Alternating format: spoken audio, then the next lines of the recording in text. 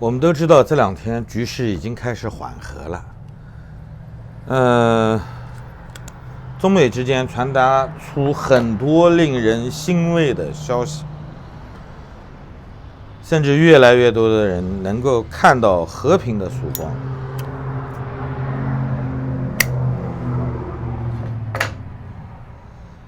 甚至连东南亚、马来西亚的这个铁路项目都已经开始重新开工了。原先马哈蒂尔上台以后推翻了纳吉布的这个与中方合作的这个项目，那么环东南亚铁路在东南亚其他国家也正在被商讨中。那么在这种缓和的局势下，绝大多数人本能的希望香港能有一个和平的解决。但是从中方目前传达的消息中，我们可以明确的看到，北京的态度非常强硬。他们明确的说，香港特区政府有能力止暴治乱，恢复秩序。其实说白了，不就是平息暴乱吗？对不对？你的暴乱的定性还是没有变的。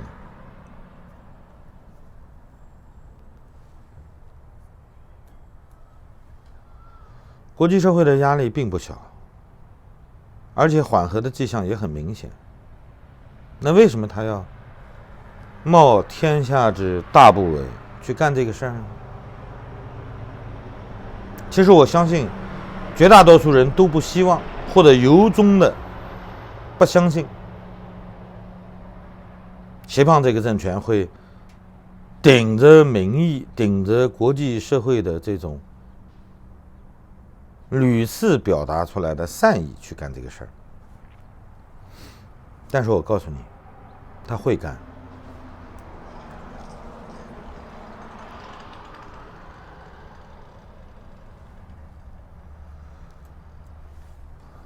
其实从他的个性来看，这个决定对他来说很简单。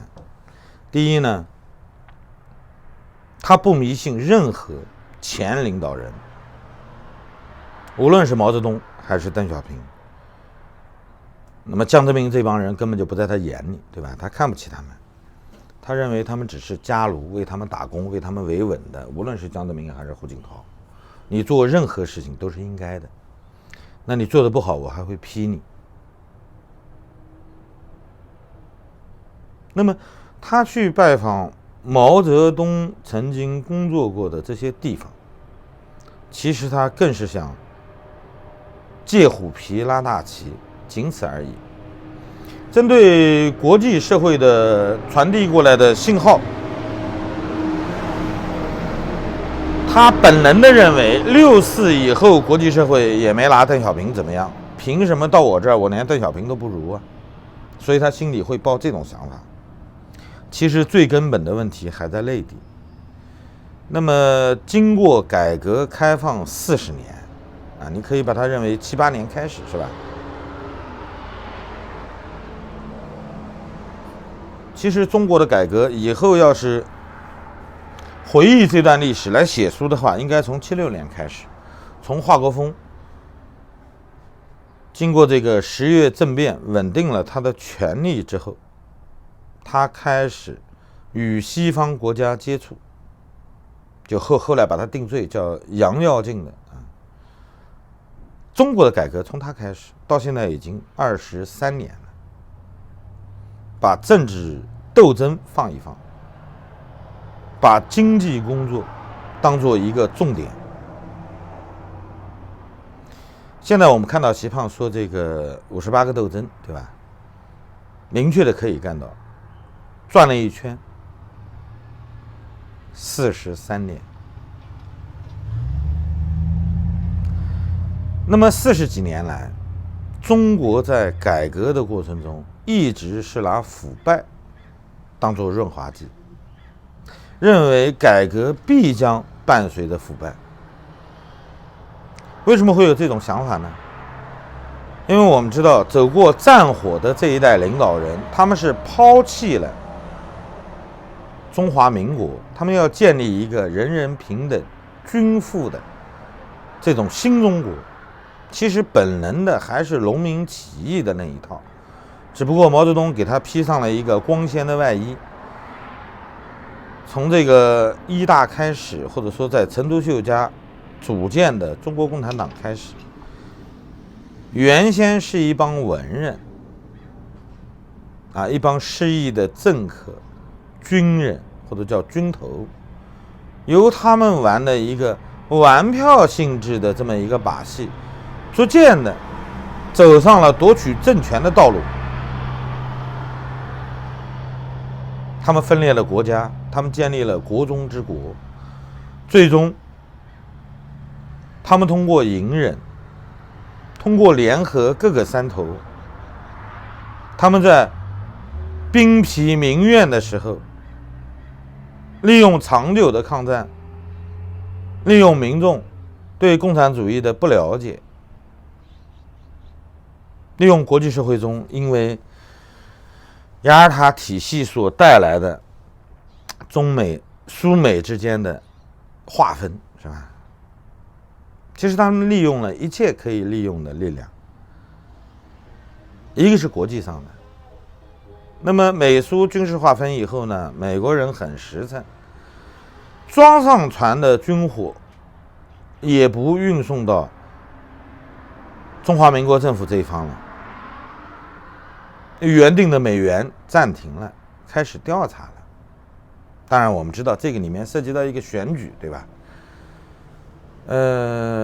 当年的这个杜威被错误的被中华民国政府押保，所以呢，杜鲁门还是带有一点情绪的。尽管他事后在得知中共获取政权以后，他有过一个反思他留下了一段话，大意是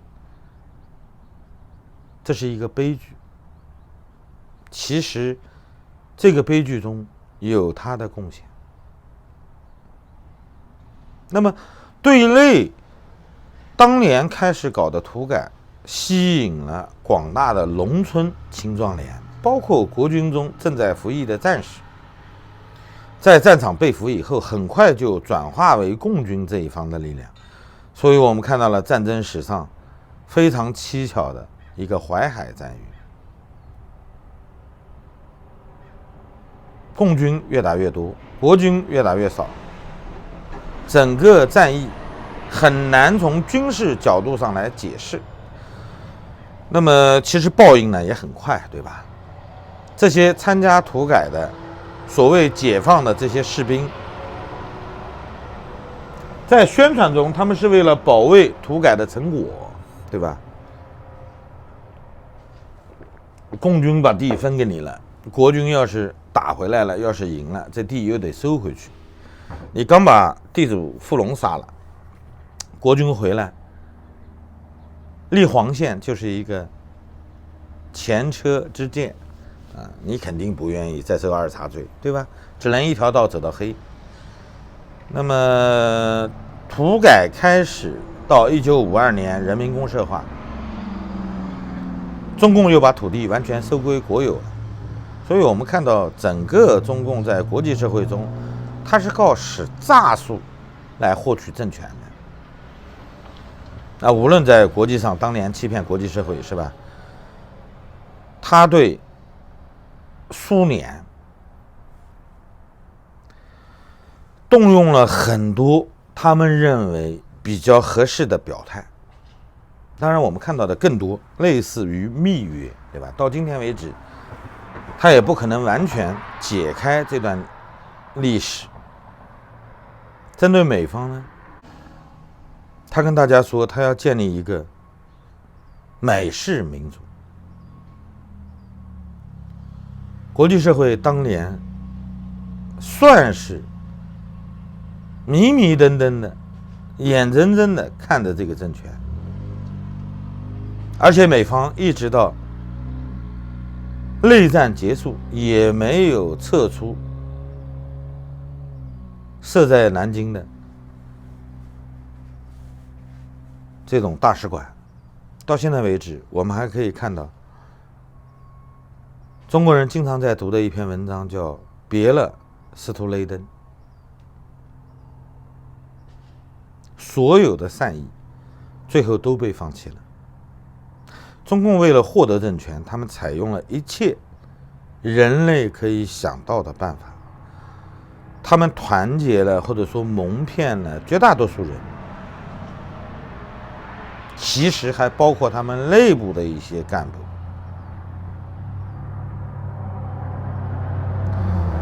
所以我们看到，为了保住政权，为了保住中共在中国的执政地位，中共的历代领导人都在采取各式各样的诈术来继续哄骗中国人。到了今天呢，他们抓到了一个社会矛盾的点。其实解决中国问题，始终要搞清楚中国的矛盾在哪儿。中国现在的矛盾是，改革开放43年以来，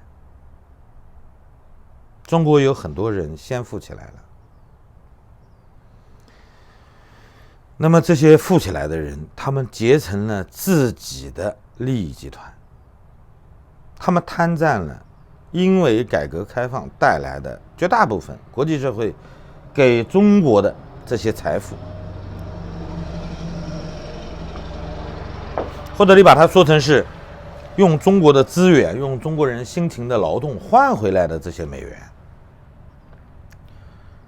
他们不仅获得了利益，而且结成了自己的小团伙，在每一个城市甚至乡村都有自己的利益集团。中共呢是一个庞大的臃肿的党，他们从来都不是铁板一块。那么每一个新的领导集体出现在我们面前的时候，都意味着要重新有一轮利益上的分配。习胖呢没有来得及组建自己的班底，因为他能够确定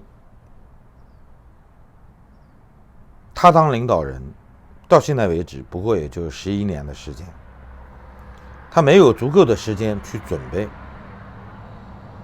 所以应该来说，他即便想做点什么事儿，他没有足够的爪牙，就像打仗的时候明朝的家丁一样，是吧？主帅是光棍一条，各家给他凑家丁，虽然比较强悍，有一定的执政能力，是吧？能打，但是不是他自己的兵。那么他自己提拔上来的这帮人呢，又没有什么战斗力，是吧？经常给他做一些这些二五仔的事儿，所以作为他来说，他又不好处罚。所以我们看到了今天的中国在治吏这个问题上，其实是相当糟的。毛泽东曾经有过一个提法，或者叫借鉴了古人的总结。那么他明确地指出，治国就是治吏，或者叫治国先治吏。从我们看到他第一次杀这个刘青山、张子善的时候，我们就可以看到明确的一个提法。那么第一，考虑到他们历史上的功绩，不打脑袋，打后心，是吧？第二，他们的子女不做敌对势力啊，被处罚的这些人员的子女，或者叫反革命子女来计算，按照革命后代抚养。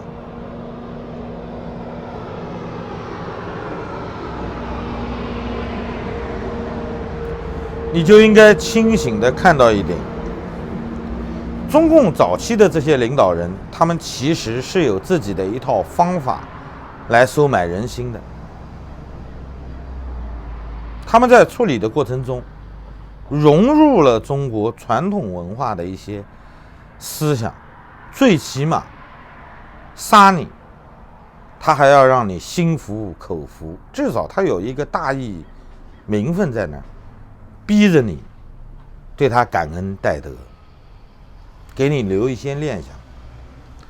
那么现在这帮人不是，现在这帮人为了实现自己的利益，他们是不惜一切代价的。我们看到香港从铜锣湾事件开始，仅仅是为了一本碰瓷的小册子，而且这已经不是第一次了，据说是第3次，对吧？前2次都被高额和解了，这一次习胖不惯他，直接抓人了。从铜锣湾事件开始，我们看到了整个执政团队开始向粗暴的这个处理方法去转变。到了2019年从零清倒卷开始，是吧？刘谦换胡，我们看到了很多新创立的成语。其实它表现出来一个特点，中共这个时候已经完全没有道和术之分了，现在就是简单粗暴。因为在国际上，他不惧怕任何人的压力。他觉得中国经济在整个世界经贸循环中的比重相当大，那么你要想摆脱它，你会有很大的损失。至少对川普来说，他没有心理上太大的这种防范。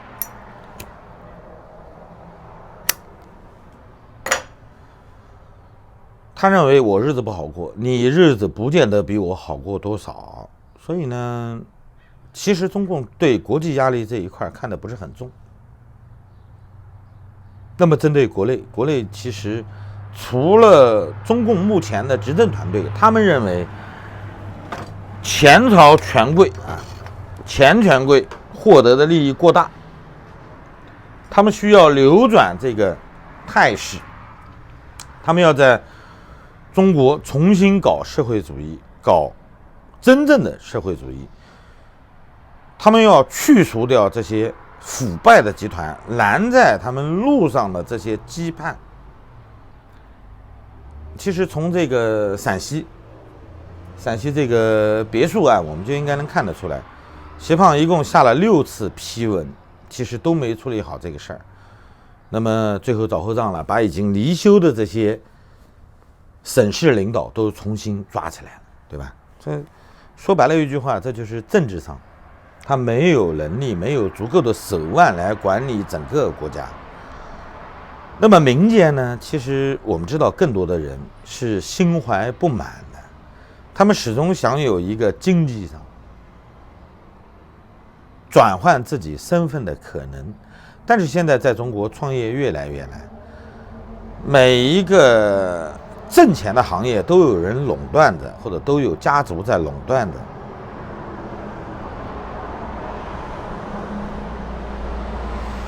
地方上我们看到的更多的是所谓的黑恶势力，其实一层一层的都有官作为保护伞。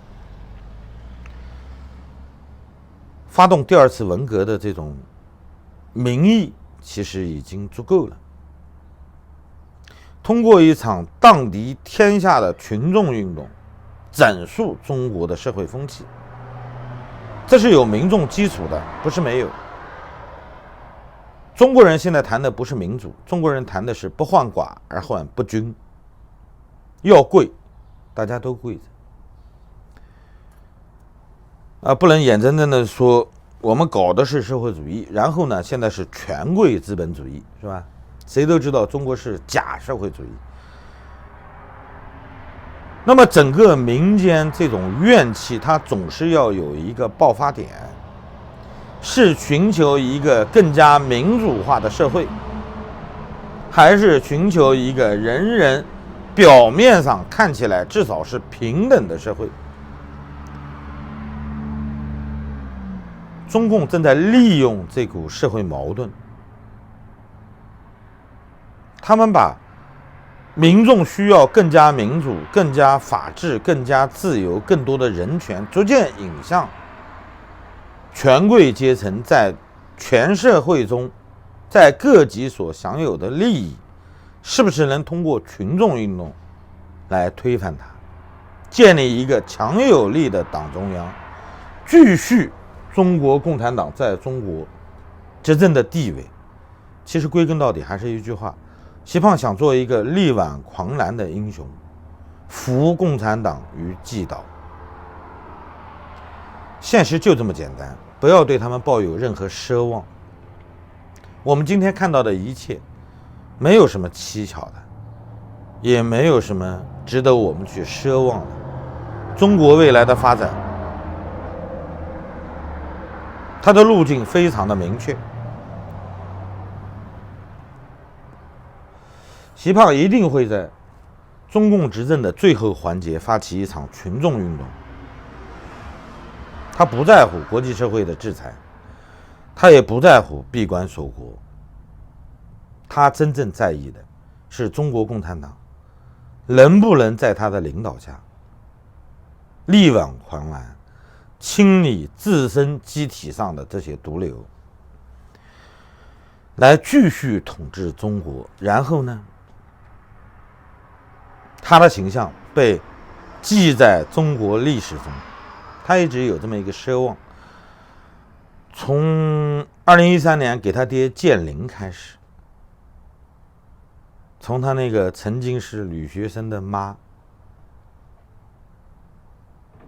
让他爹停妻再娶以后，甚至作为一个续弦，来题写了习氏家谱这么一个金光闪闪的标题，我们就知道他是一个不走寻常路的人。他既没有中国文化的传统，也没有真正的共产主义的理想，他仅仅是为了做一个美国式的个人英雄。其实王沪宁给他搞的这个中国梦，对他来说真是算是挠到他的痒痒肉了。他就想做一个个人英雄主义，想做一个典范。在他的眼里没有什么民主，因为我们都知道民主了，他爹就不可能继续占有这么大的陵寝。